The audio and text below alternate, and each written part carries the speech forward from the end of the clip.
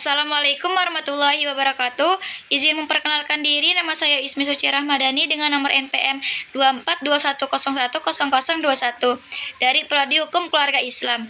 Baik, di sini saya akan menjelaskan pengertian tentang ontologi atau teori hakikat.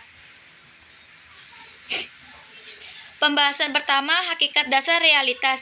Pertanyaan tentang hakikat dasar realitas telah melahirkan beberapa pandangan utama dalam tradisi filosofis. Materialisme berpendapat bahwa realitas pada dasarnya bersifat fisik atau material. Segala sesuatu termasuk pikiran dan kesadaran pada akhirnya dapat direduksi menjadi interaksi-interaksi materi. Pandangan ini mendapat dukungan dari perkembangan sains modern yang menunjukkan bahwa fenomena-fenomena yang sebelumnya tampak non-material dapat dijelaskan melalui proses-proses fisik. Sebaliknya, idealisme menegaskan bahwa pikiran atau ide merupakan hakikat dasar realitas. Menurut pandangan ini, dunia material adalah manifestasi atau hasil dari prinsip-prinsip mental atau spiritual.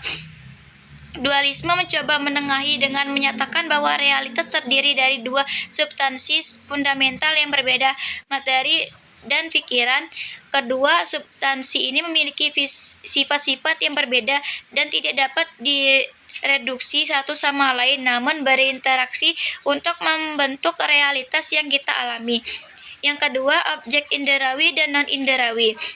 Relasi antara objek inderawi atau yang dapat dipersepsi langsung dengan objek non-inderawi atau abstrak merupakan persoalan penting dalam ontologi. Plato mengajukan teori bentuk Fromm yang menyatakan bahwa objek-objek abstrak seperti keadilan, kebaikan, dan keindahan memiliki eksistensi independen di dunia ide, sementara objek-objek inderawi hanyalah bayangan tidak sempurna dari bentuk-bentuk tersebut. Aristoteles sebaliknya berpendapat bahwa universalia atau konsep-konsep umum tidak terpisah dari partikel-partikelnya. Universalia ada dalam partikel-partikel, bukan di dunia terpisah seperti yang dibayangkan Plato. Pendekatan ini kemudian dikembangkan dalam tradisi empiris yang menekankan bahwa pengetahuan berasal dari pengalaman inderawi. Nominalis mengambil posisi yang lebih radikal dengan menyatakan bahwa universalia hanyalah nama atau nomina yang kita berikan untuk mengklarifikasikan objek-objek partikular tanpa memiliki eksistensi independen. William dari Ockham merupakan salah satu pendukung utama nominalisme pada abad pertengahan.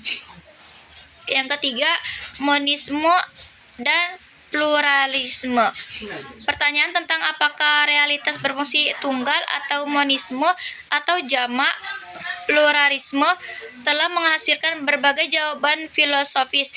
Monisme substansial seperti yang diajukan oleh Spinoza menyatakan bahwa hanya ada satu substansi yang ia identifikasi sebagai Tuhan atau alam dengan atribut-atribut yang tidak terbatas. Semua yang tampak sebagai entitas terpisah sebenarnya hanyalah mode atau manifestasi dari substansi tunggal ini.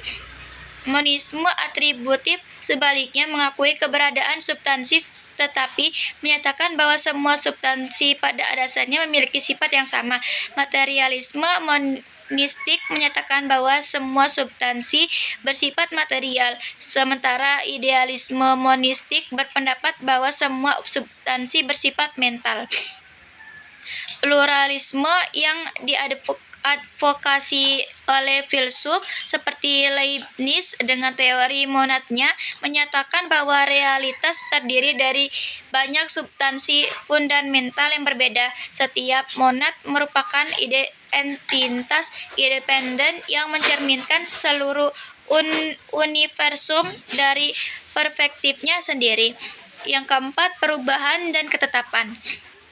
Paradok perubahan yang pertama kali diidentifikasi oleh Heraklitus dan Parmenides telah menjadi persoalan sentral dalam ontologi. Heraklitus dengan pernyataannya Pantagruel Segala sesuatu mengalir menekankan bahwa perubahan merupakan sifat dasar realitas. Tidak mungkin masuk ke dalam sungai yang sama dua kali, karena baik sungai maupun orang yang masuk ke dalamnya terus berubah. Kesimpulannya, ontologi sebagai teori hakikat menghadirkan beragam pendapat tentang struktur fundamental realitas, perbedaan antara materialisme, idealisme, dan dualisme, serta antara monisme dan pluralisme menunjukkan kompleksasi dalam memahami hakikat keberadaan, persoalan universalia, paradoks perubahan, sifat kausalitas, serta status ruang dan waktu tetap menjadi kajian yang berkembang hingga kini. Demikian penjelasan dari saya. Saya akhiri. Wassalamualaikum warahmatullahi wabarakatuh.